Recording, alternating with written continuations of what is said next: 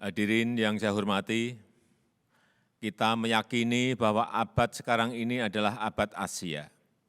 Asia bukan hanya untuk Asia, tetapi Asia untuk dunia, apalagi di tengah dunia yang sedang terbelah.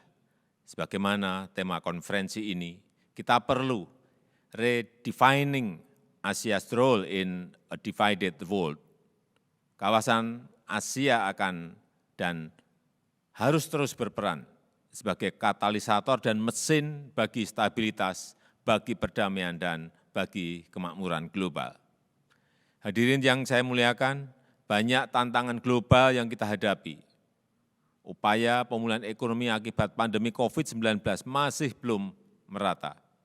Ancaman gelombang varian baru COVID-19 masih harus kita antisipasi, dan semua ini semakin diperparah kembali oleh terjadinya konflik Rusia-Ukraina membawa babak baru dalam konstelasi geopolitis. Politik global mengalami peningkatan ketegangan, rantai pasok perdagangan dunia terganggu, kelangkaan dan kenaikan harga barang. Kemunduran ekonomi global tidak terhindarkan. UNCTAD telah menurunkan pertumbuhan GDP global dari 3,8% menjadi 2,6% pada tahun 2022.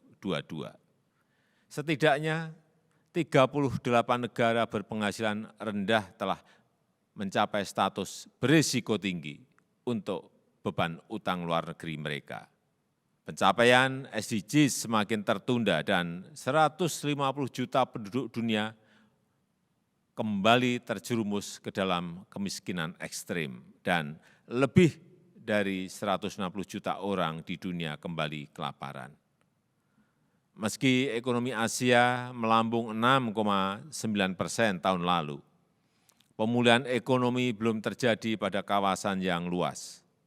ADB memperkirakan GDP Asia akan meningkat menjadi 5,2% pada 2022 dan menjadi 5,3% pada tahun 2023 dengan kenaikan inflasi 3,7% tahun ini dan 3,1% pada tahun 2023.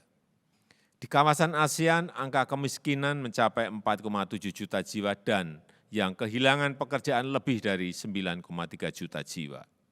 Oleh karena itu, kita harus melakukan percepatan pemulihan ekonomi, perlu investasi di sektor kesehatan nasional, perlu investasi SDM guna meningkatkan produktivitas dan daya saing, perlu penguatan fundamental makroekonomi dan memanfaatkan peluang ekonomi hijau. Hadirin sekalian, Indonesia akan terus mendukung upaya pemulihan pasca pandemi. Pertama, di tingkat bilateral, Indonesia terus mengupayakan penguatan kerjasama ekonomi terutama dengan mitra-mitra strategisnya seperti Jepang. Dalam pembicaraan bilateral dengan PM Kishida di Jakarta bulan April lalu, kami berdua sepakat untuk semakin menguatkan kemitraan ekonomi, meningkatkan perdagangan dan investasi, melampaui tren sebelum pandemi, memperluas akses pasar dan mengatasi hambatan perdagangan, terutama ekspor produk pertanian dan perikanan Indonesia. Yang kedua, kerjasama dalam kerangka ASEAN.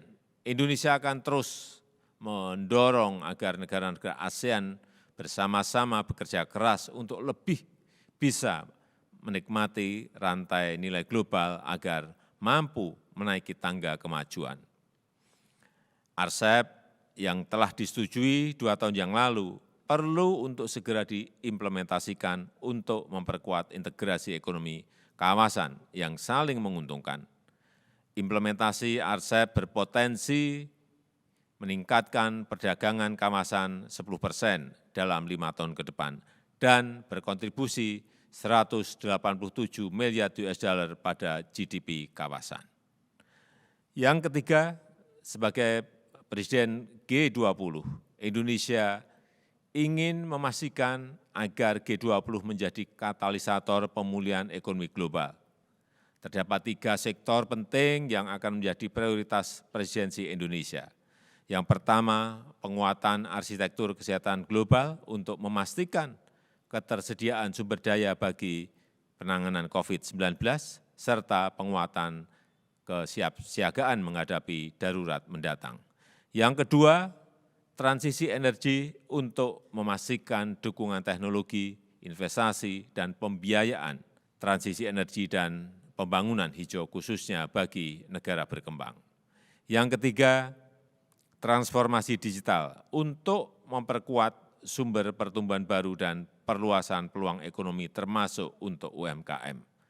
Harapan kita tahun 2022 dapat menjadi tahun pemulihan, the year of recovery. Sekali lagi, saya berharap para peserta konferensi akan menghasilkan pemikiran dan terobosan bagi percepatan pemulihan dan kebangkitan global. Terima kasih.